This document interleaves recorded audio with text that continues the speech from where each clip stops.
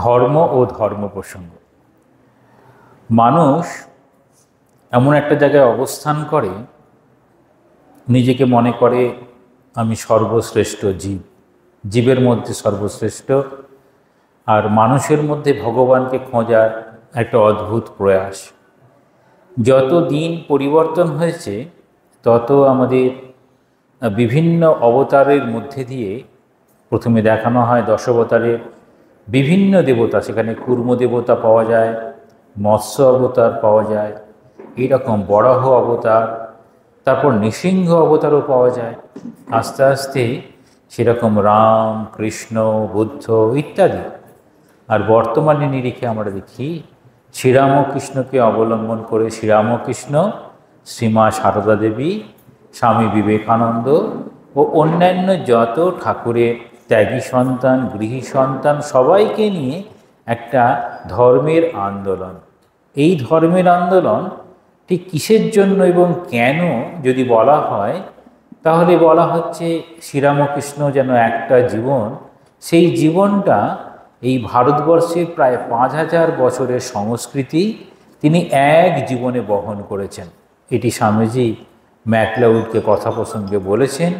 MacLeod সেটি উল্লেখ করেছেন তার স্মৃতি কথায়। আবার স্বামীজি নিজে বলছেন, স্বামীজির নিজের ক্ষেত্রে কীরকম, স্বামীজি নিজের ক্ষেত্রে আগামী 3000 বছরের সংস্কৃতি স্বামীজি দিয়ে গেছেন। তাহলে শ্রীরামকৃষ্ণ বহন করেছেন বিগত 5000 বছরের সংস্কৃতি, আর স্বামীজিকে কেন্দ্র করে চলবে আগামী আরও 3000 বছর। আমরা ঠিক কল্পনা করতে পারি না। আমরা কীরকম কল্পনা করি? আমরা কল্পনা করি কেবল আজকের দিনটা, বড়জোর আগামী দিনটা, আর খুব বেশি হলে সামনের বছরটা কীরকম হবে। আর কোথাও যাওয়ার প্ল্যান করলে পারে তাহলে 2 মাস কিংবা 3 মাস আগে থেকে আমরা ভাবতে পারি। আমাদের ভাবনার পরিধি খুব বেশি দূর নয়। আমরা ছোটোবেলাতেই নির্ধারণ করতে পারি না যে আমি বড় হয়ে কি হব। যদি ছোটোবেলায় নির্ধারণ করতে পারতাম তাহলে আমাদের জীবনটা অন্যরকম হতো। তাহলে ছোটোবেলায় নির্ধারণ করেছে কীরকম? আচ্ছা, ছোটোবেলায় কিন্তু ভগবান বুদ্ধ নির্ধারণ করতে পারেননি যে পরবর্তীতে তিনি এরকম ভগবান বুদ্ধ হবেন। তিনি সংসারে বড় হচ্ছেন, যদিও তার জন্মের সাথে সাথেই সেই সময়কার ওই রকম পণ্ডিত বা যাদেরকে আমরা বলি এই বিভিন্ন জ্যোতিষবিদ্যায় পারদর্শী, তারা এসে দেখিয়ে গেছেন যে ভগবান বুদ্ধ জন্মানোর পরে তার বাবাকে জানাচ্ছেন তার গর্ভধারণের কিছুদিন পরেই মৃত্যু হবে এবং আগামী ভবিষ্যতে এই ছোট সন্তানটাই হয় খুব বড় মাপের রাজা হবে, নইলে সন্ন্যাসী হবে। কিন্তু ভগবান বুদ্ধ দেখা যায় তারপর এই সংসারেই রয়েছেন, রাজ পরিবারেই রয়েছেন। রাজা চাইছেন কিছুতেই তাকে দুঃখের আলোক দেখানো যাবে না। ধারণা ছিল দুঃখ থেকেই যেন এইরকম সাধু সন্ন্যাসী বাড়ি থেকে বেরিয়ে পড়ে আর সন্ন্যাস অবলম্বন করে সে যেন তার জীবনটা, পরবর্তী জীবনটা অতিবাহিত করে। তাহলে এই রকম ভাবনা বাবা ভাবছেন, তাই জন্য বাবা সমস্ত রকম সুখের ব্যবস্থা করে দিলেন। ভগবান বুদ্ধের বিবাহ হলো, তার একটি সন্তান হলো। তারপর মনে হলো এটাতেই কি সত্য? সত্য কি এর মধ্যেই নিহিত? তারপর তিনি পেয়ে গেলেন 4টি আর্য সত্য। সেটা কীরকম? নামদে বার্ধক্য, তারপরে জরা মানে ব্যাধি হবে, তারপরে আমাদের মৃত্যু হবে, এই 3টি দেখলেন। তারপরে একটা ভিক্ষুককে দেখলেন, তিনি হচ্ছেন খুব শান্তভাবে জীবনযাপন করছেন ভিক্ষা পাত্র হাতে। তখন ভাবছেন যে আসল সত্য কোনটা। সেই আসল সত্য জানার জন্য তিনি তারপরে সত্য অন্বেষণে তিনি বাড়ি থেকে বেরিয়ে পড়লেন। আর শ্রীরামকৃষ্ণের ক্ষেত্রে কীরকম দেখি, ছোট্টবেলায় শ্রীরামকৃষ্ণ স্কুলে পড়ছেন, পাঠশালায়, তারপর বলছেন আমি চালকলা বাদা বিদ্যা শিখবো না, আমি ভগবান লাভ করা যায় যে বিদ্যায়, সেই বিদ্যা শিখব। তাহলে ভগবান বুদ্ধের ক্ষেত্রে ডিসিশান নিতে অনেক দেরি হয়েছে, আর সেই ডিসিশান নিতে শ্রীরামকৃষ্ণের বেশি সময় লাগেনি। খুব চিন্তা করবো কীরকম ইভলিউশন হচ্ছে, কত আগেই তিনি সিদ্ধান্ত নিচ্ছেন। আবার এইদিকে দেখি নরেন্দ্রনাথ তখন কলেজে পড়ছে, সে ব্রাহ্ম সমাজে তিনি যাচ্ছেন, তারপর ঠাকুরের কাছে গিয়েছেন যে ভগবান আছেন কি না। বা আপনি দেখেছেন কি না, ভগবান আছেন কি না জিজ্ঞাসা করেছেন, ভগবানকে দেখেছেন কি না জিজ্ঞাসা করেছেন। সেটি মহর্ষি দেবেন্দ্রনাথ ঠাকুরকে জিজ্ঞাসা করছেন, আপনি কি ঈশ্বরকে দেখেছেন? তিনি কোনো উত্তর দিলেন না। একই রকমভাবে ঠাকুরের কাছে গেলেন, জিজ্ঞাসা করছেন, আপনি কি ভগবানকে দেখেছেন? বলছেন, হ্যাঁ আমি দেখেছি, আর চাইলে তোমাকেও দেখাতে পারি। আর তারপরের দিন কি বলছেন, যে নরেন্দ্রনাথকে বলছেন, এত পরে করে আসতে হয়, এত দেরি করে আসতে হয়। আর ঠাকুর ভাবছেন, এই কলকাতার বুকে এত সত্যগুণের একজন কেউ আছে? তখন শ্রীরামকৃষ্ণ দেখছেন, শ্রীরামকৃষ্ণ যেন খুব সুন্দরভাবে বলছেন, গৃহীদের কথা বলছেন, ত্যাগীদের কথা বলছেন, আর ছোট ছোট বালকদের কথা বলছেন। কি বলছেন? সকালবেলার দুধটায় চট করে ননি উঠানো সম্ভব, তাই না? ঠাকুর কথামৃতে বলছেন যে সূর্য ওঠার আগে যদি ওই দুধ থেকে ননি তুলে নেয়, মানে মাখন তোলা সম্ভব, আর বেলা হয়ে গেলে আর মাখনটা তোলা সম্ভব নয়। মানে ছোটোবেলাতেই যদি কেউ ধর্ম সম্পর্কে বুঝতে পারে, তাহলে খুব সহজেই নিতে পারে। সেই জন্য আমাদের পরিবারের সংস্কৃতিতে সব জায়গায়, মানে আমাদের হিন্দু ধর্মে তো আছেই, অন্যান্য ধর্মেও আছে, তাদের মতো করে আছে। এই ছোট্টবেলাতেই আমাদেরকে এই ধর্মের সঙ্গে শিক্ষা দেওয়া হয়। আমাদের হিন্দু ধর্ম মতে যাত্রাদি দশবিধ সংস্কার, 10 রকম সংস্কার হয় আমাদের। আমাদের জন্ম হয়, তারপরে আমাদের চূড়াকরণ হয়, মানে মুন্ডন, একটা মুন্ডন করা হয়। আপনারা তো ছোটদেরকে মুন্ডন করাতে যান না কোনো দেবতার স্থানে গিয়ে মুন্ডন করান, তার আগে ওই চূড়াকরণ, মানে চুলটা কাটা হবে না এরকম একটা, তারপরে মুন্ডন হবে, নামকরণ হবে, তারপর 5 বছর বয়সের সময় তখন একবার এটাকে বলে প্রথম জন্মদিন পালন করা হবে। ব্রাহ্মণদের ক্ষেত্রে উপনয়ন, ব্রাহ্মণ ক্ষত্রিয় বৈশ্য 3 বর্ণের ক্ষেত্রে এইরকম উপনয়ন হবে। তারপর এরকম জীবনে চলতে চলতে বিবাহ হবে, তারপর আবার বার্ধক্যের পরে মৃত্যু হবে, মৃত্যুর পরেও আমাদের সেই আবার দেবতার পূজা, সেটিকে আমরা শ্রাদ্ধ বলি, শ্রাদ্ধ অনুষ্ঠান। এই সমস্ত অনুষ্ঠানটার 1 থেকে একদম 10 পর্যন্ত যাত্রাদি দশবিধ সংস্কার, 10 রকমের সংস্কার হয়। এই 10 রকমের সংস্কারের জন্য আমাদের বলা হয় এই জীবনটাতে আমাদের এরকম চলতে থাকে। তাহলে আমাদের এরকম যে চলে, তাহলে যাত্রাদি দশবিধ সংস্কার সেটি কতদিন থেকে চলছে না আমরা জানি না, কতদিন থেকে চলছে, কিন্তু এটা হয়ে আসছে। তাহলে বলা হয় ধর্মটা কি? ধর্মটা হচ্ছে কিছু কিছু পালন করা। এই যে আমরা পালন করি, কখনো উপবাস করছি, কখনো স্নান করছি, যেমন কুম্ভে গিয়ে স্নান করে এলো, তাহলে স্নান করা, তাহলে কুম্ভে যাওয়া বা কোনো দেবতার স্থানে যাওয়া, এগুলোকে আমরা ধর্মের মধ্যে ফেলি। কখনো উপবাস থাকতে হবে, কখনো আরও কত কিছু নিয়ম আছে। তো এই জীবনটা কিভাবে চলবে, সেই জীবনে কি কি নিয়ম আছে, কি কি করা যাবে, কি কি করা যাবে না, এটির নাম ছিল ধর্ম। ধর্মের কথার খুব সংক্ষেপে ইংরাজি শব্দ হচ্ছে ডিসিপ্লিন, মানে হচ্ছে আচার আচরণ। আমরা এটাকে কি বলি? ধর্মের আচরণ। এই ধর্মের আচরণ কিভাবে সেই প্রকৃত ধর্মের সত্য, যে সত্যটাকে আমি অনুভব করতে পারি, এই রকম জায়গায় আসবে। কিন্তু ধর্ম তার কটা রূপ নিয়ে প্রকাশ পায়? বলা হয় ধর্মের 4টি পুরুষার্থ। একটি ধর্ম, দ্বিতীয়টি ধর্মের পরে অর্থ, তারপরে কাম, তারপরে মোক্ষ। ধর্ম, অর্থ, কাম ও মোক্ষ, এই 4টি ধারায় আমাদের এই জীবনটা অতিবাহিত হবে, এক একটা পর্যায়ে এক একটা। অর্থাৎ আমি এইরকম ডিসিপ্লিন লাইফ লিড করব, সেখানে আমার কিছু নিয়ম চর্চা সব থাকবে। সকালে ঘুম থেকে ওঠা, ঠাকুরের কাছে প্রার্থনা করা, এসবগুলো ধর্মের মধ্যে পড়ে। কি কি খাবো, কি কি খাবো না, কার সঙ্গে কীরকম আচরণ করব, বাবার সঙ্গে কীরকম, মায়ের সঙ্গে কীরকম, পিতৃদেব ভব, মাতৃদেব ভব, আচার্য দেব ভব, কাদেরকে দেবতার মতো ভাবতে হবে, কাদের সঙ্গে কীরকম ব্যবহার। ঠাকুরের খুব সুন্দর একটি উদাহরণ আছে, উদাহরণটা দিয়েছেন কথামৃতে। দেখবেন একজন মানুষ ঘুমাচ্ছে, তার স্ত্রী আছে, তার মেয়ে আছে, দুজনেই ঘুমাচ্ছে, যার সঙ্গে যেরকম সম্পর্ক তার সঙ্গে তিনি সেরকম ব্যবহার করেন। আমরা সম্পর্কের অধীনে ব্যবহার করি। এটি হচ্ছে পিতার ধর্ম, মাতার ধর্ম। এই কর্তব্য কর্ম, সেটি আমাদের ডিসিপ্লিন। কীরকম? আমি মা, আমি এরকম কর্ম করব, আমি বাবা, আমি বাবার মতো কর্ম করব, আমি শিক্ষক, শিক্ষকের মতো কর্ম করব, আমি ভাই, ভাইয়ের মতো কর্ম করব। এই কর্ম করার এই যে রীতি, এই ধারণা, আমি কীরকমভাবে চলব, আমি কিভাবে সামাজিক মানুষ হব, সেটিকে বলার চেষ্টা করছেন এই ধর্ম। তাহলে এই ধর্মে স্বাভাবিকভাবে কি আসবে? এটি করো আর এটি করো না, এটি প্রথম ধারণা। তাহলে কোন কোন জিনিসগুলো আমি করতে পারি, কোন কোন জিনিসগুলো আমি করতে পারি না? যেগুলো আমি করতে পারি সেগুলোর নাম হচ্ছে কাম্য কর্ম, এই কর্মগুলো করা উচিত। যেগুলো আমি করতে পারি না সেগুলিকে বলা হয় নিষিদ্ধ কর্ম। না, এগুলো তুমি করতে পারো না। তাহলে পিতা পিতার কর্ম করবে। তাহলে পিতা পিতা যদি কর্ম না করে তখন তুমি নিষিদ্ধ কর্ম করছো, তোমাকে তোমার কাম্য কর্ম করতে হবে।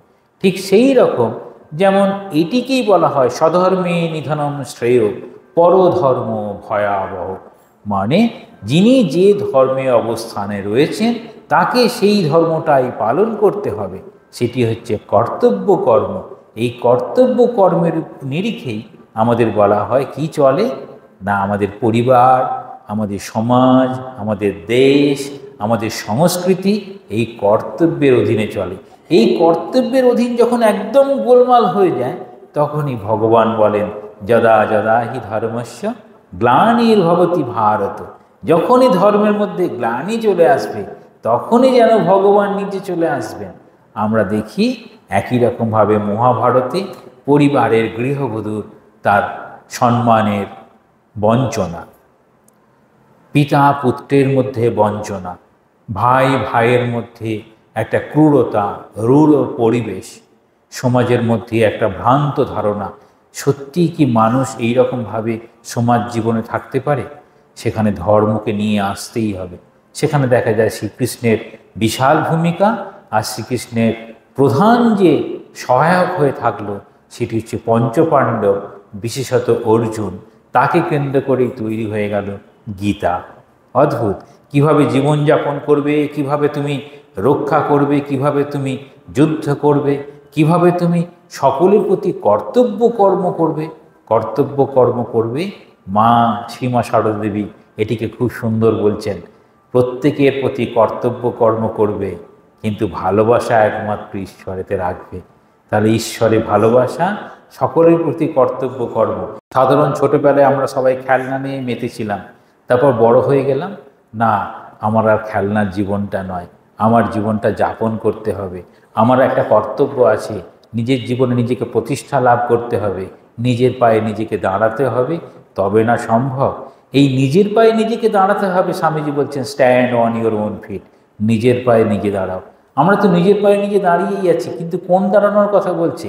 নিজের সিদ্ধান্ত নেওয়ার ক্ষমতা, নিজের বিচার করার ক্ষমতা। আর আমি যেন সেই বিচারের পথে বিন্দুমাত্র বিচলিত না হয়ে পড়ি। আর একটা কী বলছেন, আমি যেই কারোর কাছে যে সাহায্য নেব, যার কাছে সাহায্য নেব, তিনি কি সেই জায়গায় পৌঁছেছেন? এটি একটা অদ্ভুত। আমরা সবসময় ভুল জায়গায় সাহায্য নিয়ে ফেলি। কীরকম না, আমরা বলি যে আমি চেয়েছিলাম একটা গোলাপ, কিন্তু চাইলাম কার কাছে? গাঁদা গাছের কাছে, গাঁদা ফুলের কাছে চাইলাম আমি একটা গোলাপ দাও, দেবে না। তাহলে প্রথম থেকেই সেই মানুষটার মধ্যে সেই গুণ ছিল না, কিন্তু আমি তার কাছে চেয়ে বসেছি, সেই জন্য আমার জীবনে যত ভুল হয়ে গেছে। আমরা শেষে কি বলি? না আমার চাওয়াটাই ভুল ছিল, কারণ তিনি তো সেটা দিতে পারবেন না। এই যে আমাদের চাওয়া পাওয়া কীরকম, কোনটা চাইবো কোনটা চাইবো না, এই রকমভাবে আমাদের জীবনটা চলে। সেই জীবনটা চলার পথে সেই ভগবান বুদ্ধ থেকে শুরু করে আমাদের মনুসংহিতা, যে মনুসংহিতা অনুযায়ী যাত্রাদি দশবিধ কর্ম বলা হয়, সেখানে যাত্রাদি দশবিধ কর্ম তিনি বলছেন। সেখানেই তিনি বলছেন আমাদের ধর্মের কোনটা কোনটা করতে হবে ধর্ম করতে গেলে। অর্থাৎ আমরা যদি ডিসিপ্লিন লাইফ লিড করতে চাই, তাহলে ধর্মের আধারে সেই ডিসিপ্লিন বলতে কি কি বোঝায় আমি ওই 10টা কথা বলবো। 10টা কথা বলে তারপর শুরু করব যে আমাদের ধর্ম বলতে কি বোঝাচ্ছেন।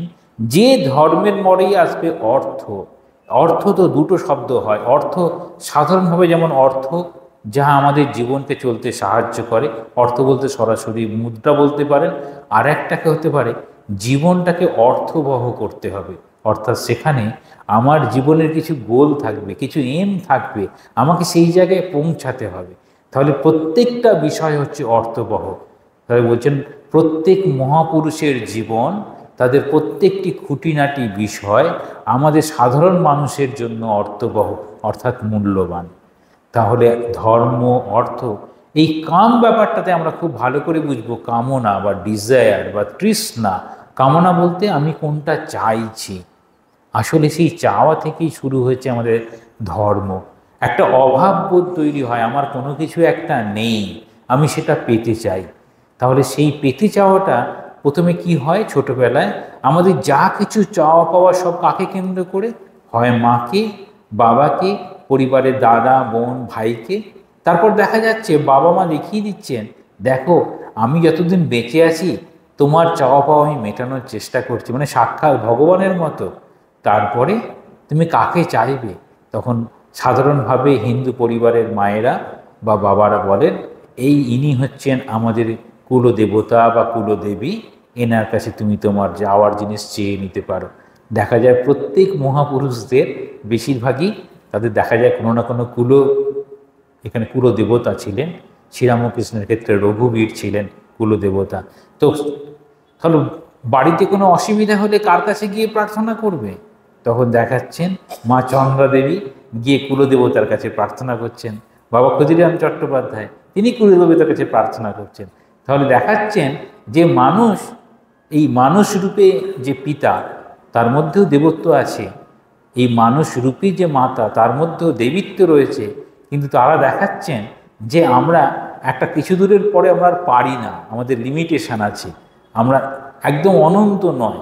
কিন্তু ভগবান যদি চান তোমার সব আশা পূরণ করতে পারেন। তাহলে আশা, আমি যেটা আশা করছি সেটি একটি অভাব, সেটি কে পূরণ করতে পারে? পরে দেখাচ্ছেন ঈশ্বর পূরণ করতে পারেন। ওই জন্য বলা হয় ঈশ্বর আমাদের চাইলে সকল আশা পূর্ণ করে দিতে পারেন। তাহলে ঈশ্বর চাইলে সকল আশা পূর্ণ করতে পারেন। তাহলে কোন আশাটা সব থেকে বড় আশা? না, বলছে মুক্তির আশা।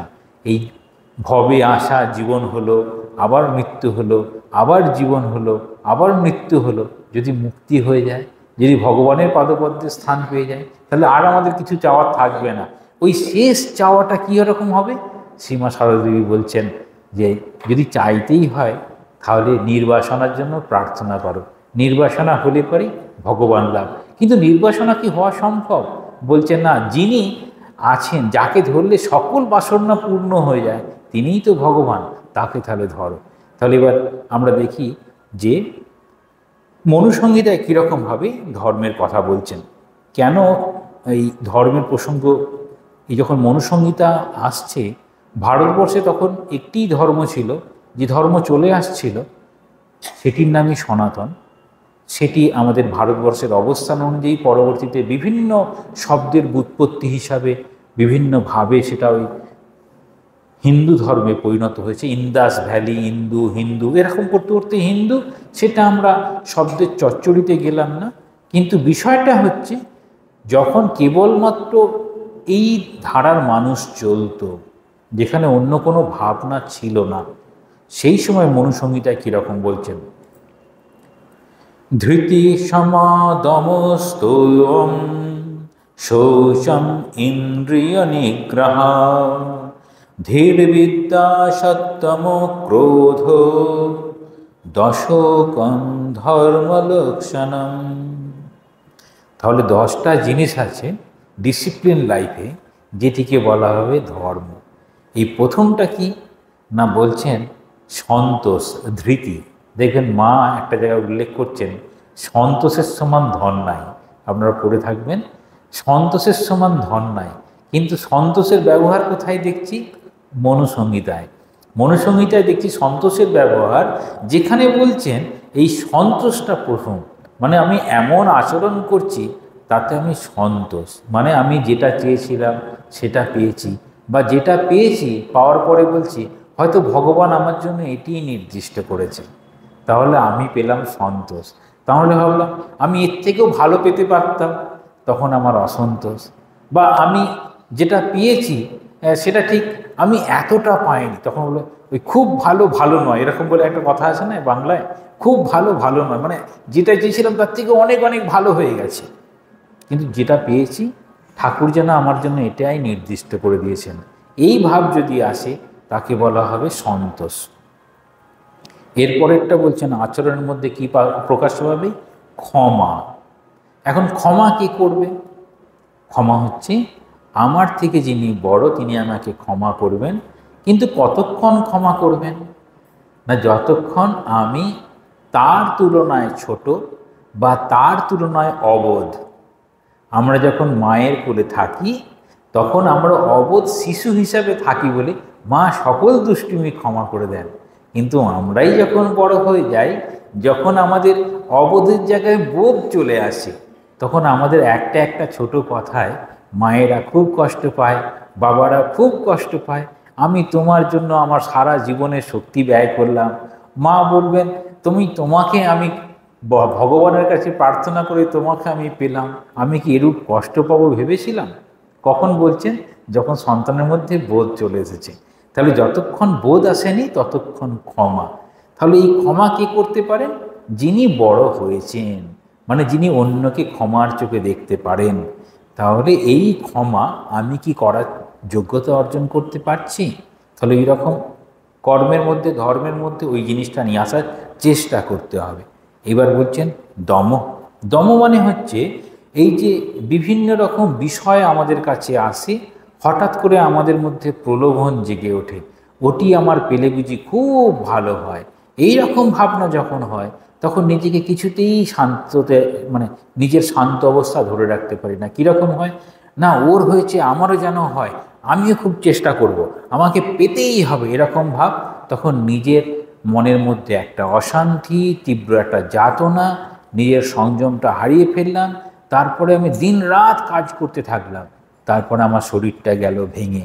অর্থাৎ আমি হয়তো যা অর্থ উপার্জন করতে পারি বা শারীরিক মানসিকভাবে যা শক্তি আছে তাতে আমি কখনোই ওই জায়গায় পৌঁছাতে পারি না, কিন্তু আমি এত চেষ্টা করলাম, করার পরে আমি শারীরিক মানসিকভাবে ভেঙে পড়লাম। তাহলে আমার ওই শারীরিক মানসিকভাবে ভেঙে পড়া বা আমার এই দুর্দশার কারণ হয়ে গেল আমার ওই সংযমটা হারিয়ে ফেললাম। ওই জন্য বলছেন দম। তুমি সংযম মানে দমন করো, তুমি যে জায়গায় আছো তুমি ভালো করে বোঝার চেষ্টা করো তোমার নিজের অবস্থানটা। আমরা যদি নিজের অবস্থানটা বুঝতে পারি তাহলে আমি কার সঙ্গে যুদ্ধ করব আর কার সঙ্গে যুদ্ধ করব না একদম প্রথমেই ঠিক করে নেব। আমরা অনেক সময় বলি না যে এই সব বিষয়ে আমাদের কথা না বলাই ভালো, কারণ ওই বিষয়টি আমার চর্চার বিষয় নয়। তাহলে সে নিজেকে দমন করলো। আর তাহলে আমার ওইটি চর্চার বিষয় বলে নেমে পড়লো, তখন কীরকম হবে? অসুবিধা হয়ে যাবে। ধরুন আমি নিজের ক্ষেত্রে বলছি, আমি ছোটোবেলায় খুব ব্যাডমিন্টন খেলতাম। এখন দেখুন ছেলেরা এখন ব্যাডমিন্টন খেলছে দেখে আমিও নেমে গেলাম, নিজেকে শান্ত রাখতে পারলাম না, খুব ব্যাডমিন্টন খেললাম, তারপর রাতে দেখছি হাত পা পুরো ব্যথা হয়ে গেছে। তাহলে কেন হলো না? নিজেকে আমি শান্ত রাখতে পারলাম না। তাহলে আমি নিজের অবস্থানটা বুঝতে হবে যে আমি অনেক দিন অভ্যাস ছেড়ে দিয়েছি, এখন আমি আর খেলতে পারবো না, আমার শক্তি কমে গেছে, অর্থাৎ আমাকে এখন বর্তমানে এই অবস্থায় থাকতে হবে। এই অবস্থান অনুযায়ী কোন বিষয়ে আমি যাব, কোন বিষয়ে যাব না, সেটির নাম হচ্ছে দমন। তাহলে মনের দিক থেকে কীরকম ডিসিপ্লিন? মনটা যাতে না যায়, নিজের অবস্থান অনুযায়ী মন যাতে না যায়। কীরকম বলা হয় না, আমি যখন ছোট ছিলাম না আমি খুব দুষ্টু ছিলাম, এই গাছ থেকে আম পেড়ে আমি খেয়েছিলাম, তারপরে বড় হয়ে গেছে, তারপরে এই আম গাছটার পাশ দিয়ে যাচ্ছে, গাছে আমটাও হয়েছে, না এখন যদি আম পড়ার ইচ্ছে হয় তাহলে গাছে উঠবে আর পড়ে পাটি ভাঙবে, তাই না? ওই দমন করার চেষ্টা করতে হবে। এবার বলছেন আস্তেয়। এটি খুব সুন্দর। এই আস্তেয় বা অস্তেয় মানে এটিকে হচ্ছে অপরের ধনকে হরণ না করা। এটি ছোটোবেলায় একটা আগে পড়া হতো, সেটা হচ্ছে সদা সত্য কথা বলিবে, পরের দ্রব্য কি চুরি করিবে না। এই যে চুরি করা, এ আবার একটা অদ্ভুত গান ছিল একটা, ছোটোবেলা শুনেছি, চুরি করা মহাপুণ্য যদি পেটে সয়। আপনারা যারা বয়স্ক আছেন তারা হয়তো গানটা শুনেছেন, খুব মজার গান। মানে এই রকমভাবে ওই মিমিক্রি করা বলে, তাহলে ওই রকমভাবে বলা হতো, কিন্তু যেন পরের ধন আমি কেন চুরি করব। তাহলে যারা চোর চুরি করে, এখানে বলা হয় তার মনের ভাবনা সে আর অন্য কিছু ভাবতে পারে না বলেই চুরি করে, সে আর কোনোভাবেই উপায়টা খুঁজে পায় না। তাহলে প্রথমে কি করা উচিত? সে যে উপায়টা পেল না, দেখবেন গোপাল বলে একটি বালক ছিল, ছোটবেলার গল্প। সে স্কুলে যেত, একটা করে পেন্সিল চুরি করে নিয়ে আসতো, বড় হয়ে মস্ত বড় চোর হলো। তারপরে একদিন ধরা পড়ল, তারপরে জেলে আছে, তার ফাঁসি হবে। বলছে তোমার শেষ ইচ্ছা কি? বলছে আমি একটু মাসির সঙ্গে কানে কানে কথা বলবো। তারপর মাসি এসেছে, কানে কানে কথা বললো না, কানটাকে কামড়ে দিল। তখন তুমি কানটাকে কামড়ে, না তুমি এই কানে কত শুনেছিলে, ছোটোবেলায় আমি কত অপরাধ করেছি, কতবার পেন্সিল এনেছি, তুমি কিচ্ছু বলনি। তুমি যদি তখন আমাকে বারণ করতে, তখন আমাকে যদি সঠিক উপদেশ দিতে, তাহলে বর্তমানে আমার এই অবস্থা হতো না। তাহলে অবস্থার পরিবর্তন, আমি যে জায়গায় আছি সে জায়গায় সেটা ঠিক না ভুল, বড়দেরও লক্ষ্য রাখা উচিত, ছোটদের সেই সম্বিতটা ফিরিয়ে দেওয়ার জন্য। তারপর বলছেন শৌচ। শৌচ আমরা পালন করি, সেটা হচ্ছে বাহ্যিক শৌচ, বাহ্য শৌচ আর অন্তঃশৌচ। অর্থাৎ আমরা পরিষ্কার পরিচ্ছন্নভাবে যেমনভাবে থাকব, যেমনভাবে বলা হয় স্নান করা, যা যা লাগে ইত্যাদি ইত্যাদি, পরিষ্কার পরিচ্ছন্ন পোশাক ব্যবহার করব, এগুলো সব হচ্ছে রিলেটেড টু ডিজিজ। যদি না করি আমার রোগ জীবাণু আসবে, তাই তো, তাহলে মুশকিল। আর অন্তঃশৌচ কীরকম হবে না, অন্তঃশৌচ হচ্ছে ভেতরের, আমাদের রাগ, ঘৃণা, দেশ, হিংসা, পরশ্রী কাতরতা, এরকম বিভিন্ন আছে, সেগুলো হচ্ছে আমাদের শৌচ করতে, মানে ধুতে হবে। কি কোনটা দিয়ে ধোবো না, ওরা যে জায়গাটা বসে আছে, যেমন কি হয় বলা হয়, খুব সুন্দর শাস্ত্রেই উদাহরণ আছে, যে জামা কাপড় যেমন সাবান দিয়ে পরিষ্কার করতে হয়, মনের ময়লাটাকেও সাবান দিতে হবে। মনের ময়লা কিভাবে সাবান দেওয়া হয়? বলছে মনের মধ্যে ভালো জিনিসটা নিয়ে আসলে পরে তখন ওটা সাবানের মতো কাজ করবে। সেই জন্য মা কি বলছেন, জপাত সিদ্ধি, জপ করলে পরেই সিদ্ধি হবে। যত জপ করা যায় তত ওইসব গুণগুলো, সব বাজে গুণগুলো চলে যায়। এটার নাম হচ্ছে অন্তঃশৌচ। তাহলে অন্তঃশৌচের দরকার আছে। এবার বলছেন ইন্দ্রিয় নিগ্রহ। ইন্দ্রিয় কোনগুলো? এরকম আমাদের 5টা জ্ঞানেন্দ্রিয় আর 5টা কর্মেন্দ্রিয় আছে। এই চোখ বাইরের দিকে দেখে, কান বাইরের কথা শোনে, জিভ বিভিন্ন খাবারের আস্বাদ মানে স্বাদ গ্রহণ করে, নাক দিয়ে গন্ধ, ত্বক দিয়ে স্পর্শ, এই রকম হাত কাজ করে, পা কাজ করে, মুখটা কাজ করে, এই রকম সব কর্মেন্দ্রিয় আর জ্ঞানেন্দ্রিয় রয়েছে। এই কর্মেন্দ্রিয় আর জ্ঞানেন্দ্রিয়কে নিগ্রহ মানে বলছেন দমন করা। কীরকমভাবে? বিষয় থেকে কানকে বলা হবে তুমি ভালো কথা ছাড়া শুনবে না একদম, তাহলে ভালো কথাগুলো ছাড়া আর কিচ্ছু শুনবে না। স্বামী বিবেকানন্দ ছোটোবেলায় একটা স্কুলে যেত, তারপর একদিন বাড়ি ফিরেছে, ওই রকম একটা যে শব্দগুলো বাড়িতে ব্যবহার হয় না সেরকম ধরনের শব্দ বাড়িতে ব্যবহার করেছে। তখন তার মা, তার নরেন্দ্রনাথের পিতাকে বলছেন যে ছেলেকে আর স্কুলে পাঠানো যাবে না, বাইরে বাড়ির মধ্যেই টোল করতে হবে, আর নইলে এরকম বাজে বাজে শব্দগুলো শিখে চলে আসবে। তো প্রথম দিকে এরকম হলে স্বামীজির বাবা কি করতো? স্বামীজির বাবা দরজায় লিখে দিত, আজ বিলে তার মায়ের উদ্দেশ্যে এইরূপ শব্দ ব্যবহার করিয়াছে। তারপর ওটা বুঝতে পারলো যে এইরকম শব্দ ব্যবহার করা ঠিক নয়, তারপরে আর বিলে আর ওরকম শব্দগুলো ব্যবহার করছে না। তাহলে বাবা কি করলো? টোলটা সামর্থ্য ছিল বলে বাড়িতে করেছে, আর সাধারণভাবে এই রকম শব্দগুলো অনেক বাড়িতেই ব্যবহার হয়, কিন্তু এই ব্যবহারগুলো ঠিক নয়। তাহলে কানকে ভালো কথা শুনতে হবে, আর প্রথম ছোটোবেলা থেকেই কী রকম ধরনের খাবার খাবে, কি ধরনের কি করবে, সেগুলো আমাদেরকে বলা হয় জ্ঞানেন্দ্রিয় কর্মেন্দ্রিয়কে, যেটি শরীর মনকে সুস্থ রাখে, সেই ভাবনাযুক্ত কথা, সেই ভাবনাযুক্ত কথার সঙ্গে খাদ্য, আচরণ, সঙ্গ, সংসর্গ সব ঠিক করে নিতে হবে। আমাদের বলা হয় সৎ সঙ্গে স্বর্গবাস আর অসৎ সঙ্গে নরকবাস।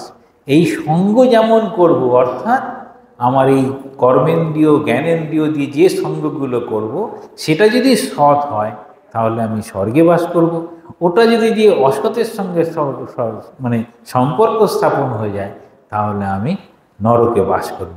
তাহলে আমাকে বলছেন কোথায় তুমি সঙ্গ করবে, কি ধরনের কাজ করবে আমাদের দেখাচ্ছেন। এবার বলছেন ধী। ধী মানে হচ্ছে জ্ঞান। কীরকম জ্ঞান?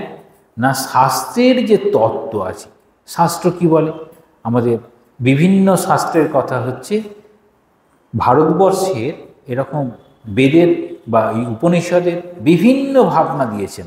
সেখানে শারীরিক, মানসিক, এমনকি বলা হয় কৃষিবিদ্যা, চিকিৎসাবিদ্যা, সব রকমের বিদ্যা আমাদের এই ভারতবর্ষের শাস্ত্রে, আমাদের সনাতন শাস্ত্রের অধীনে আছে।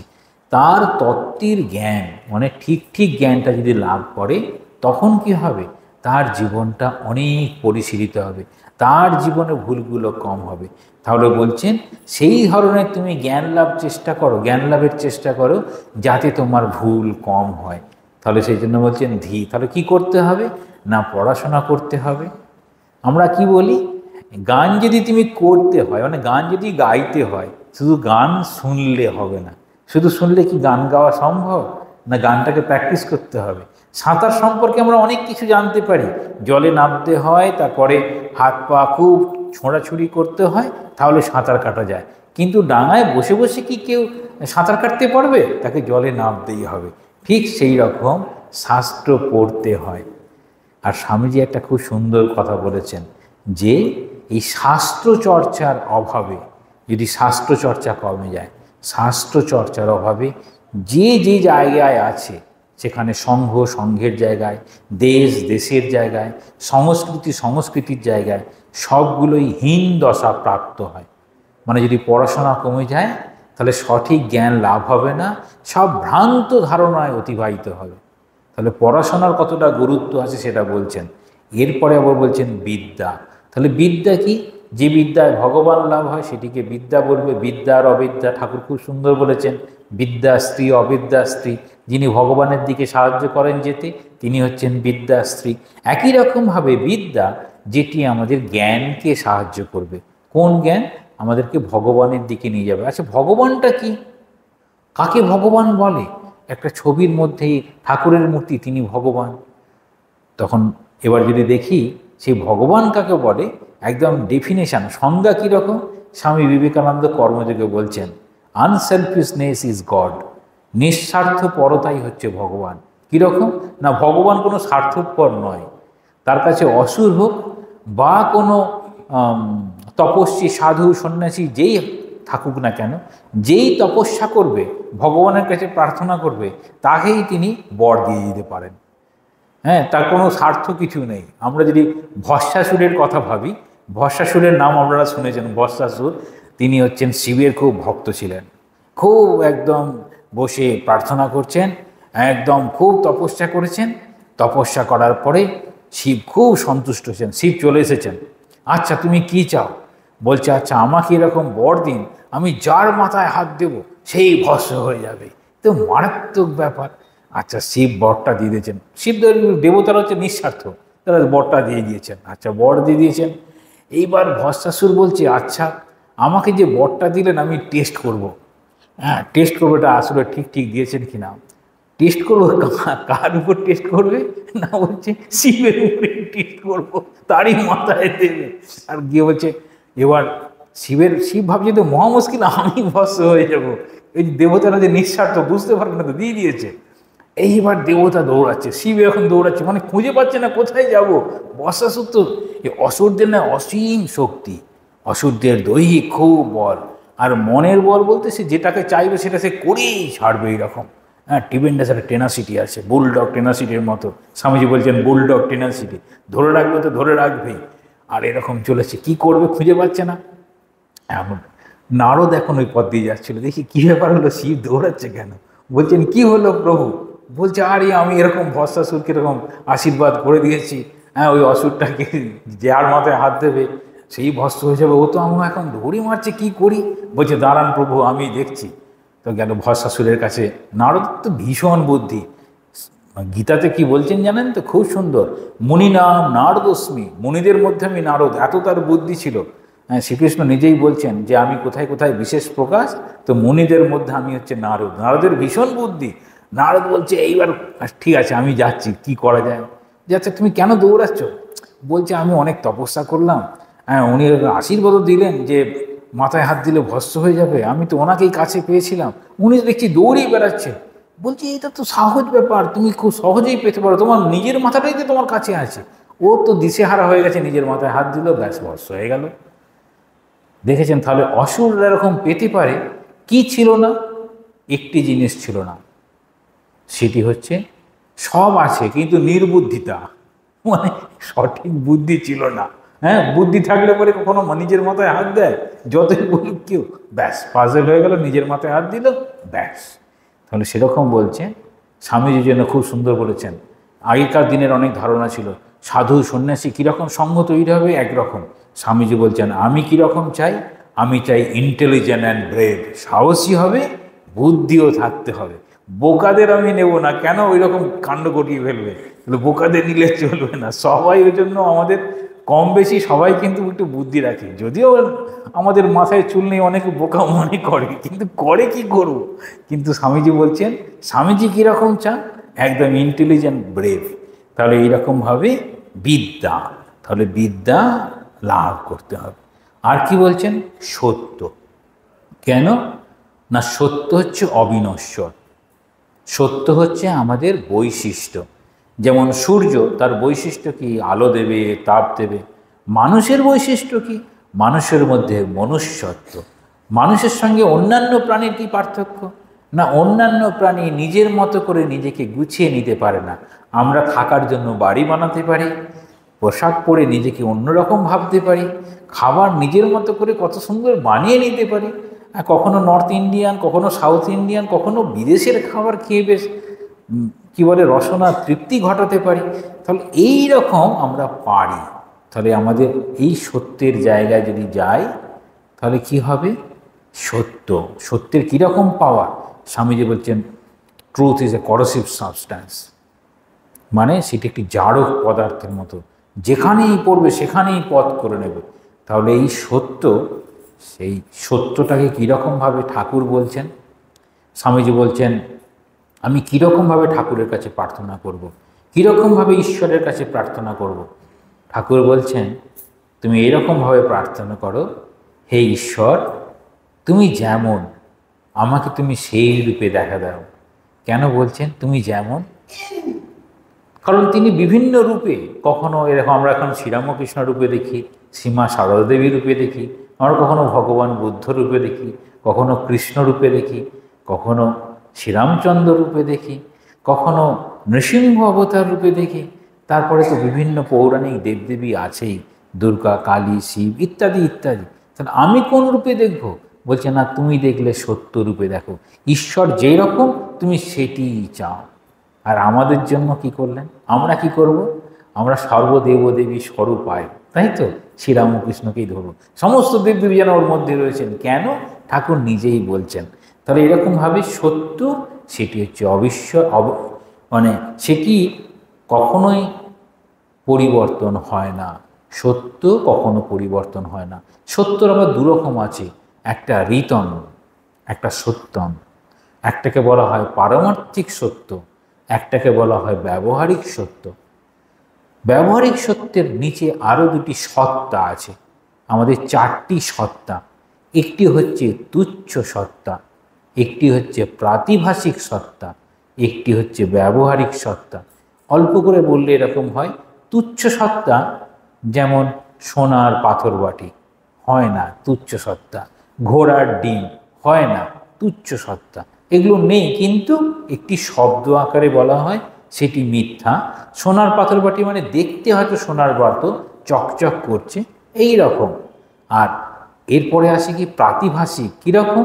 না দড়িটাকে সাপ মনে হলো, মরীচিকায় বালির মধ্যে মনে হলো জল, এটিকে বলা হয় প্রাতিভাসিক। আরেকটি হচ্ছে ব্যবহারিক, যা দেখছি এই ব্যবহারিকটি হচ্ছে পরিবর্তন হয়। এখন আমরা এখানে আছি, পরে সবাই বাড়ি চলে যাব। এখন দুধ রেখে দিলাম, পরে দই হয়ে গেল, বা দুধ থেকে ছানা হয়ে মিষ্টি হলো, মাটি থেকে ঘট ইত্যাদি ইত্যাদি হলো।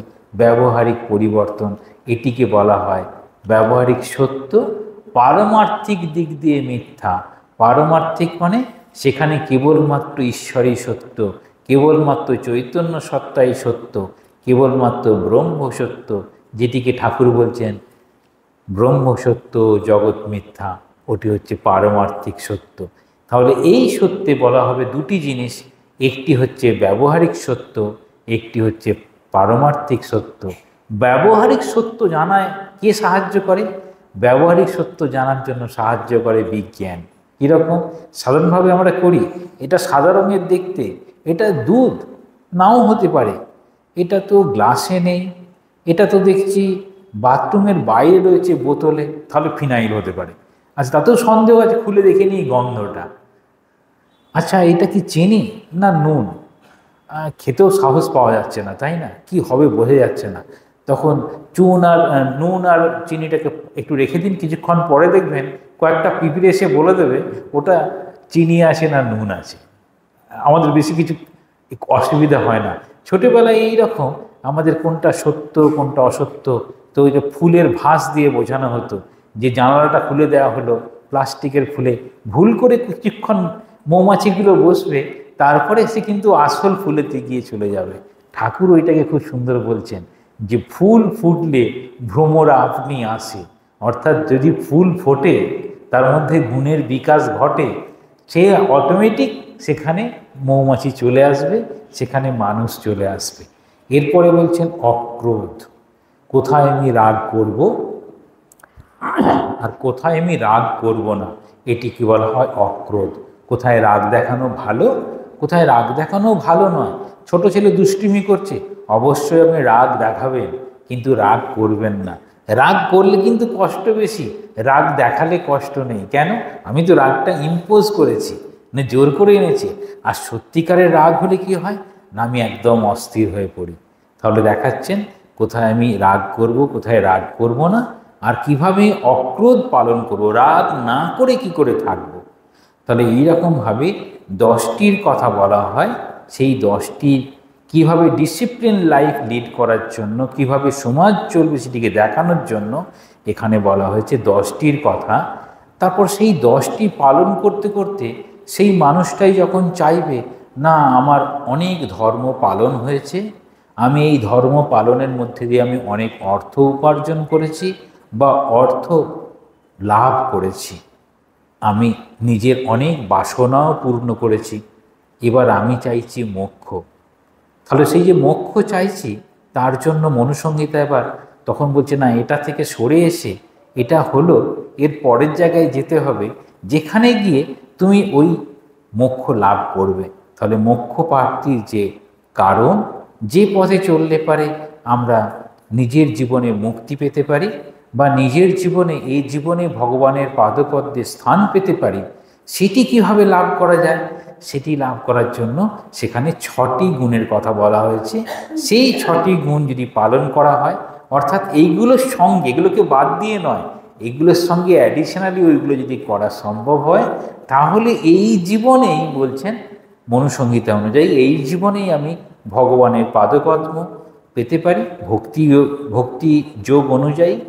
আর যদি জ্ঞান যোগ হয়, তাহলে আমি ব্রহ্ম সাক্ষাৎ করতে পারি বা ব্রহ্ম অনুভব করতে পারি। আর কর্মযোগ হলে নিঃস্বার্থ কর্ম করতে করতে, নিঃস্বার্থ কর্মই ঈশ্বর, আনসেলফিশনেস ইজ গড, নিঃস্বার্থ পরতাই আমাকে এমন জায়গায় নিয়ে যাবে। স্বামীজি বলছেন কেউ 5 দিন কিংবা 5 মিনিট যদি সম্পূর্ণভাবে নিঃস্বার্থ কর্ম করতে পারে, সে একটা বিশেষ ক্ষমতা সম্পন্ন হতে পারে কিংবা ভগবান লাভও করতে পারে। এত কঠিন নিঃস্বার্থ কর্ম করা। তো নিঃস্বার্থ কর্মের কথা আছে। মনুসংহিতায় মোক্ষ প্রাপ্তির 6টি কথা বলছে। কীরকম? বেদাভ্যাস তপ জ্ঞানম ইন্দ্রিয়াণাং চ সংশয়ম ধর্ম ক্রিয়াত্মচিন্তা চ নিঃশ্রেয়সো করম পরম। সেখানে বলছেন বেদ অধ্যয়ন। তো আমাদের ক্ষেত্রে কি হবে? ঠাকুরমা স্বামীজির বইগুলো পড়া, ঠিক ঠিক ধর্ম পালন করা, বা গুরু যে নির্দিষ্ট একটা ছোট্ট বই দিয়েছেন, যেভাবে মানুষ পূজা করার কথা, যেভাবে জপ করার কথা, ইত্যাদি ইত্যাদি। বেদ অধ্যয়ন, তপ মানে তপস্যা। তপস্যা কীরকম? যা আমাদের তাপ দেয় তাই হচ্ছে তপ। শ্রীমা সারদা দেবী পঞ্চতপা করেছিলেন, আপনারা সবাই জানেন। মাথার উপরে সূর্য ছিল, চারিদিকে 4টি অগ্নিশিখা ছিল, এই নিয়ে পঞ্চতপা। এই তপস্যা হচ্ছে যেমন ছাত্রদের ক্ষেত্রে ছাত্রানাম অধ্যয়নম তপ। ছাত্র অবস্থায় একদমই পড়াশোনাতে মন না যাওয়াটাই স্বাভাবিক। ছোটোবেলায় সবাই খেলাধুলা নিয়ে থাকবে, সেটা স্বাভাবিক, কিন্তু তাকে পড়াশোনা করতে হবে, সেটিই হচ্ছে তপস্যা। আর আগের যে ধর্ম, ওই ধর্ম পালন করতে গেলে যা যা কষ্ট, সেগুলো সব তপস্যার মধ্যেই পড়ে। আর কীরকম? জ্ঞান। সবসময় আমাদের বিচার করতে হবে, এটিকে ঠাকুর বলছেন কোনটা না বৈরাগ্য। দেখবেন ঠাকুরের কথা আছে বিবেক আর বৈরাগ্য। বলছে না, এসেতে নূতন মানুষ দেখবি যদি আয় চলে, তার 2 কাঁধে 2টি ঝুলছে, কোনটা? একদিকে বিবেক, একদিকে বৈরাগ্য। খুব সুন্দর করে গানে বলছেন। তাহলে বিবেক আর বৈরাগ্য, এই বিবেক আর বৈরাগ্য হচ্ছে জ্ঞানের প্রথম সূত্রপাত। বিবেক মানে আমাদের বিচার জাগ্রত হলো, আর বৈরাগ্য ঈশ্বরের প্রতি অনুরাগ আর বিষয়ের প্রতি বিরাগ। ঠাকুর তাকে বলছেন বৈরাগ্য। আর বৈরাগ্য বলতে কি বোঝায়? জ্ঞানের পথে আমি যাব, যা কিছু ভালো সেটা আমি গ্রহণ করব, আর যেটি আমার জন্য ভালো নয় সেটিকে বাদ দেব। ইংরেজিতে বলা হয় ডিসক্রিমিনেশন। ওখানে বলা হয় 4টির কথা। প্রথমেই ডিসক্রিমিনেট, কোনটা ভালো মন্দ বাদ দিলাম। তারপরে বলছে কি করতে হবে? ডিটাচমেন্ট, যেটা আমি নেব না ভেবেছি সেখান থেকে সরে এলাম, ডিটাচমেন্ট। তারপরে যেটাকে ধরে রাখবো সেটার জন্য হচ্ছে ডিভোশন, আমি তাকে ভালোবাসি, ডিভোশন। এখানে ভগবানের প্রতি ভালোবাসা, আর নিজের জীবনে প্রতিষ্ঠা পেতে গেলে তার প্রতি ভালোবাসা, ডিভোশন। তারপর বলছেন ডিসিপ্লিন। ডিসিপ্লিন মানে এই যেমন ধর্মের ডিসিপ্লিন, সেই রকম কর্মের ডিসিপ্লিন, ভাবনায় ডিসিপ্লিন, কখনো ছেড়ে গেলে হবে না, তাকে বলছেন এখানে জ্ঞান। তারপর ইন্দ্রিয় সংযম। ইন্দ্রিয় সংযমটা বলছে সকল ইন্দ্রিয়। আমাদের খুব নিম্নমানের ধারণা হচ্ছে ইন্দ্রিয় সংযম বলতে বোঝায় যে সংযমটা স্বাভাবিকভাবে আমরা বলে থাকি যে এটাকে মানে ইংরেজিতে বলতে গেলে বলা হয় যে সায়েন্স অফ লাভ। মানে যে সমস্ত অঙ্গ অবলম্বনে আমাদের পরবর্তী প্রজন্মের আগমন ঘটে, সেই ইন্দ্রিয় সংযমকে কেবল যেন বোঝানো হয়। কিন্তু এখানে ইন্দ্রিয় সংযম বলতে বোঝানো হয় যেটি আমার প্রয়োজন লাগবে না, সে সমস্তগুলোকেই আমি দেখার প্রয়োজন নেই তো দেখব না, চোখ বন্ধ করে থাকবো। আমার শোনার প্রয়োজন নেই তো আমি শুনবো না। যেমন কি আমি শুনবো না? আমি নিশ্চয়ই অপবাদ শুনবো না। অপবাদ শুনলে কী হবে? একজন মানুষের প্রতি না জেনেই বিরূপ ধারণা হবে। যেমন ছোটোবেলায় নরেন্দ্রনাথের পাড়ার লোকেরা কি বলতো? নরেন্দ্রনাথকে ত্রিপণ্ড ছেলে, মানে ত্রিপণ্ড যা 3 কাল পণ্ড হয়ে গেছে, তাকে বলা হয় ত্রিপণ্ড ছেলে। বলছেন বাপ ঠাকুরদার সামনেই তবলায় চাটি মারে, এই রকম। কিন্তু ঠাকুর বলছেন দেখো বাজিয়ে দেখো, টং টং করছে, একদম নিখাদ। মানে লোকমান্যতার বিন্দুমাত্র ইচ্ছে নেই। তাহলে তার মধ্যে অনেক ভালো গুণ আছে, কিন্তু সাধারণ মানুষ বুঝতে পারে না। তাই সেই জন্য বলছেন ইন্দ্রিয় সংযম, প্রত্যেকটা ইন্দ্রিয়। যদি এখানে শ্রীচৈতন্যের কথা বলা হয়, তিনি কি বলছেন? রসং জয়েত সর্বং জয়েত। প্রথমেই রসনাকে জয় করতে হয়। এই রসনা যেন আমাদেরকে আকর্ষণ করে। হ্যাঁ, আর সুন্দর খাবার হচ্ছে, খেতেই হবে, না খেয়ে পড়া যাচ্ছে না, এরকম একটা অবস্থা। কিন্তু ইন্দ্রিয় সংযম এটিকেই প্রাধান্য দিচ্ছে আমাদের ধর্মে। আজকে একাদশী, আজকে ফল ছাড়া কিছু খাবো না, যতই যাই হোক। দেখবেন মায়েদের মধ্যে বিশেষ করে আছে ইন্দ্রিয় সংযম, খাওয়ার ব্যাপারে ভীষণ সংযম। মানুষকে খাওয়াতে ভালোবাসে, অসুবিধা নেই, নিজে যখন পালন করবে একদম খাবে না। হয়তো সেই দিনকে সেইটা খাই না, হয়তো বাড়িতে গেস্ট এসেছে, খুব পছন্দ করে, তার জন্য রান্না করে দেবে, কিন্তু নিজের ক্ষেত্রে খাবে না।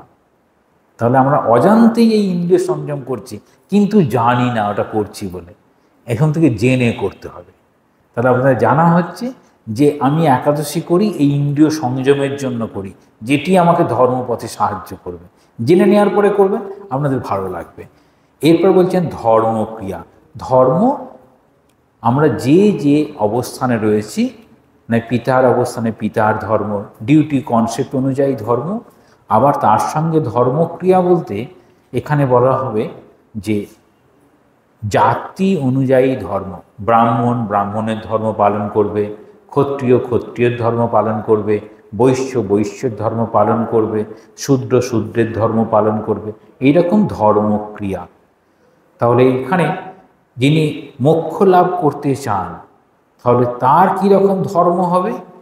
তার ক্ষেত্রে ধর্ম হবে ঈশ্বরই একমাত্র আমার গন্তব্যস্থল, আমি অন্য কোনোভাবেই প্রভাবিত হব না, সেই অনুযায়ী আমি কর্ম করব। সেটি করতে গিয়ে তিনি কি করেন? তিনি আর যেমন চুল কাটার কথা ভুলে যাবেন, বড় বড় লম্বা চুল হয়ে যাবে, জটা হয়ে যাবে। তারপরে পোশাকের কথা ভুলে যাবেন, তখন যখন যেটা পাবেন তখন শ্মশানের কাছে যাবেন, ফেলে দেয়া কাপড়গুলো পরে নেবেন, যেখান থেকে আস্তে আস্তে গেরুয়ার কনসেপ্ট হয়েছে। তাহলে এই যে ধারণাগুলো হয়েছে, তাহলে এই যে ধর্মক্রিয়া যে যেখানে আছে সেখান থেকে। এরপর কি বলছেন? আত্মচিন্তা। ঠাকুরের খুব সুন্দর আছে, তুমি কে, আমি কে, তোমার আর আমার মধ্যে কি সম্পর্ক, এটি হচ্ছে আমাদের আত্মচিন্তা। সবসময় চিন্তা করতে হবে আমি আমার স্বরূপ কি। আমরা আমি আমার স্বরূপ বলতে আমার দেহটা যেন আমি না, আমার দেহটা আমি নই। তারপর বলবেন না আমার প্রাণ, সেটিও আমার প্রাণশক্তিটাও আমি নই। আমার মন, না সেটাও আমি নই। আমার এই বিদ্যা বুদ্ধি জ্ঞান বিজ্ঞান, এরকম বলা হয় বিজ্ঞানময় কোষ, সেটাও আমি নই। আমি যাতে আনন্দ পাই সেটাই কি আমি, না সেটাও আমি নই। এরকম আমি চিন্তা করতে গিয়ে শেষে আসবে আমাদের আত্মা যেটি আমার মধ্যে রয়েছে সেটি আমি। এর স্তরে কীরকম নিয়ে আসছে? প্রথমেই বাবা মা তার সন্তানের মধ্যে সেই আত্মাকে খুঁজে পায়। এই জন্য বলা হয় যে পিতামাতা নিজেই যেন সন্তান হিসেবে জন্ম যায়, আত্মজ নিজে যেন সন্তান হিসেবে জন্মগ্রহণ করেন। সেই জন্য পিতামাতা সন্তানের প্রতি এত ভালোবাসা থাকে। তারপর আস্তে আস্তে বুঝতে পারে যে আত্মা কোথায় আছে। এই শরীরটা, আত্মা কি অপরিবর্তনীয় সত্তা, আমাদের শরীরটার পরিবর্তন হয়, তাহলে শরীরটা কিছুতেই আত্মা হতে পারে না। তারপর প্রাণ শক্তি, সেটিরও পরিবর্তন হয়। ছোটবেলায় কত দুর্বল থাকি, বড় হয়ে কত সবল হয়ে যায়, সেটা আবার বার্ধক্যে একদম লাঠি নিয়ে হাঁটি, তাহলে তখনও তো আমাদের শক্তির পরিবর্তন হয়ে যায়। তাহলে সেই প্রাণ শক্তি সেটিও নয়, মন সেটিও নয়, কখনো ভালো কখনো মন্দ, কখনো বাড়িতেই মন থাকে না, কখনো খুব বেড়াতে যাওয়ার মন থাকে, কখনো খুব আনন্দ করতে থাকি, তাহলে মনের পরিবর্তন। বলছে না, সব কিছুর পরিবর্তন হয়, যেটি আমাদের অপরিবর্তনীয় সত্তা সেটি হচ্ছে আমাদের আত্মা। সেই আত্মাকে চিন্তা করতে হবে। তাহলে এই যে মোক্ষ সে লাভ করবে, এই লাভ করার জন্য যদি ভক্তিপথে চায়, তখন বা মহাবীর হনুমানের কথা ভাবতে পারে। কখনো মনে করি প্রভু তুমি প্রভু আমি দাস, তুমি পূর্ণ আমি অংশ, আমি তুমি, তুমি প্রভু আমি দাস, এটা হচ্ছে দ্বৈতবাদ। আর তুমি পূর্ণ আমি অংশ, এটা বিশিষ্টাদ্বৈত।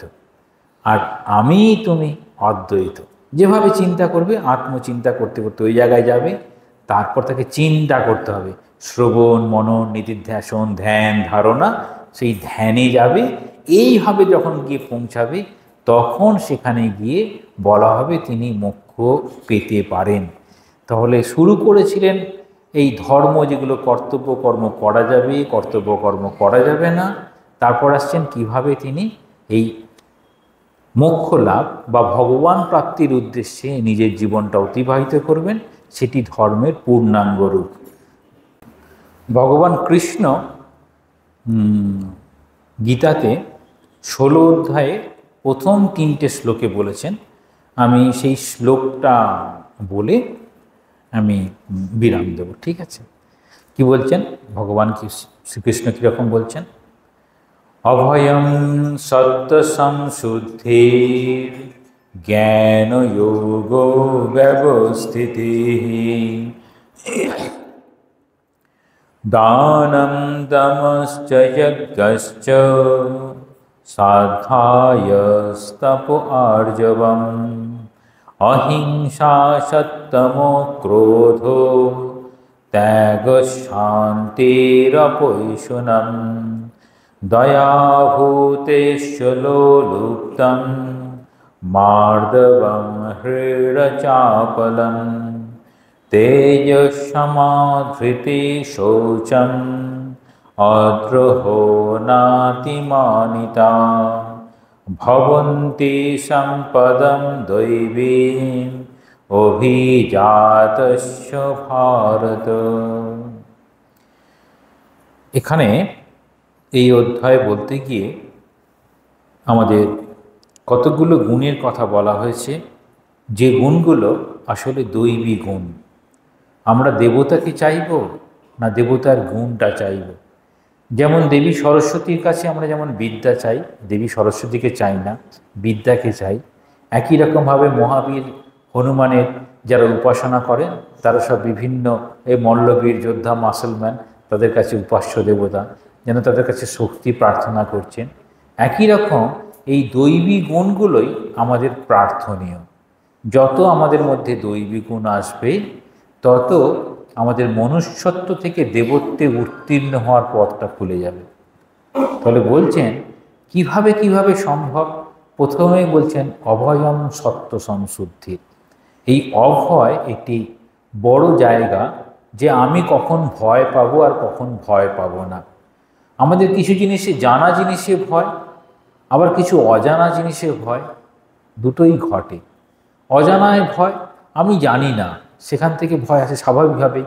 কোথায় অদ্ভুত পরিস্থিতিতে পৌঁছে যাব, আমি সেই ভাষা জানি না, সেখানে রাস্তা জানি না, আমার ভয়।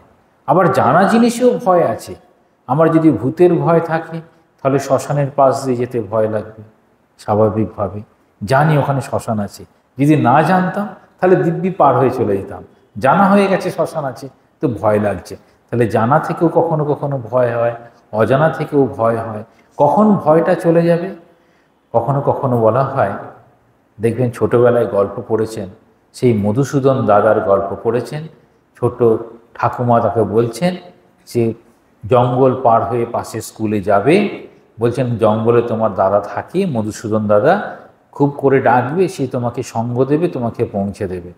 বলছেন ওটি আমাদের প্রার্থেয়, আমাদের বিশেষ করে প্রার্থনা করতে হবে ঠাকুরের কাছে, তাহলে সেটি সব সম্ভব।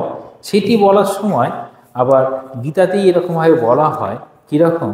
যোগস্থ কুরুকর্মাণি সঙ্গম ত্যাক্ত্বা ধনঞ্জয় সিদ্ধ সিদ্ধ সমভূত্বা সমত্বম যোগ উচ্চতে। ঠাকুর যেমন বলছেন, এক হাতে সংসারকে ধরে রাখবে, এক হাতে ঈশ্বরকে ধরে রাখবে, তাহলেই জীবন পথটা ঠিক ঠিক চলে যাবে। এখানেও বলা হয় ভগবানকে ধরে তুমি সব কিছু করো, তাতে তুমি কখনো জয় হোক কখনো পরাজয় হোক, তোমার কাছে কোনোটাই কিছু বলে মনে হবে না। তাহলে আমাদের জীবনটা সেইভাবে যদি যায়, তাহলে আমাদের ধর্মজীবনে ঠাকুরমা স্বামীজির ভাবনা অনুযায়ী সকলকে সঙ্গে নিয়ে, এই সকলকে হাজি হাজি, সকলকে সঙ্গে নিয়ে নিজের অবস্থান বজায় রেখে চলাটাই হচ্ছে আমাদের পরম কর্তব্য। যে যেখানে আছেন তাকে সেখানে মান দিতে হবে। সেজন্য মা বলছেন সকলকে সম্মান দিতে হবে, ঝাড়ুটাকেও সম্মান দিতে হবে। বলছেন না, ঝাড়ুটাকে ওরকম, ঝাড়ুটারও একটা মান আছে। তাহলে এই সকলকে সম্মান দেওয়ার যে ভাবনা, যেটি ঠাকুর মা দেখাচ্ছেন, সকলের মধ্যে সেই দেবত্ব আছে, দেবত্বকে খুঁজে পাওয়ার প্রয়াস, সেটি হচ্ছে আমাদের ধর্ম। আমাদের ধর্ম বলে সর্ব অবস্থায় সর্বস্থানে দেবতা আছেন। সর্বম খলু ইদম ব্রহ্ম, সব কিছুই ব্রহ্ম, কিন্তু আমাকে ওই জায়গায় পৌঁছাতে হবে, ওটি লাভ করতে হবে। সেই পথে চলাটাই হচ্ছে ঠিক ঠিক আমাদের ধর্মের গতি। আমাদের প্রত্যেকের জীবনকে ঠাকুরমা স্বামীজি আনন্দে ভরিয়ে দিন, এটাই আমাদের প্রার্থনা। সেই আনন্দটা অবশ্যই ঈশ্বর কেন্দ্রিক আনন্দ। বাকি আনন্দ আসে আর চলে যায়, ঈশ্বরের আনন্দ থেকে যায়। ঠাকুর শুরু করেছেন বিষয়ানন্দ, ভজনানন্দ, আর হচ্ছে কি বলছেন, ব্রহ্মানন্দ। না না, আমি সবাই শুনছেন কিনা জিজ্ঞাসা করছি এই জন্য। ঠাকুর কি বলেছেন? ঠাকুর বলছেন প্রথমে আমাদের কি হয়, বিষয় পেলে আনন্দ। ঠাকুরের কাছে চতুর্বিধা ভজন্তে মাম করেছি না, চতুর্বিধা ভজন্তে মাম, হ্যাঁ, আর্ত, জিজ্ঞাসু, অর্থার্থী আর জ্ঞানী, তাই তো? আমার চারজন আমাকে ভজনা করে, গীতাতে বারবার বলছেন, ঠাকুরও বলছেন আমাকে ভজনা করে। হ্যাঁ, কি ধর্ম অর্থ কাম মোক্ষ চারিধাম কুড়ায় পাবি, গান করেন না? তাহলে ঠাকুরকে ভজনা করে সব তো পাওয়া যাবে, কিন্তু আমরা কোনটা পাবো? ঠাকুর নিজেই বলছেন প্রথমে বিষয় আনন্দ, বিষয় পেয়ে খুব আনন্দ হচ্ছে, আর নিজে বলছেন বিষয়ের প্রতি টান, হ্যাঁ, তারপরে কি শেষে বলছেন মায়ের সন্তানের প্রতি টান। বাকি আপনারা সব বুঝে গেলেন, সব টানটা এক জায়গায় এলে ভগবানকে পাওয়া যায়। সেই জন্য প্রথমেই বলছেন বিষয় আনন্দ, বিষয় পেলে আনন্দ। তারপরে বলছেন ভজনা করে আনন্দ, তার কাছে প্রার্থনা করে আনন্দ। তারপরে তাকে লাভ করা, মানে ব্রহ্মানন্দ বা ঈশ্বর পেয়ে বা ইষ্ট গুরু তাকে লাভ করে আমাদের আনন্দ। ঠাকুর যেন সেরকমভাবে, ঠাকুর নিজে কথা দিয়েছেন, জানেন তো কি কথা দিয়েছেন? মা বলছেন না শেষের দিনে তাকে আসতেই হবে। আর স্বামীজিও বলেছেন তোরা যখন এখানে এসেই পড়েছিস, ঠিক সেরকম সবাই আমরা ঠাকুরের কাছে এসেই পড়েছি। তাহলে আমাদের একান্ত প্রার্থনা হবে তাঁরই পাদপদ্মে শরণ নেওয়া, সেটিই আমাদের পরম ধর্ম। ওম শান্তি শান্তি শান্তি। হরি ওম তস্সৎ। শ্রীরামকৃষ্ণার্পণমস্তু।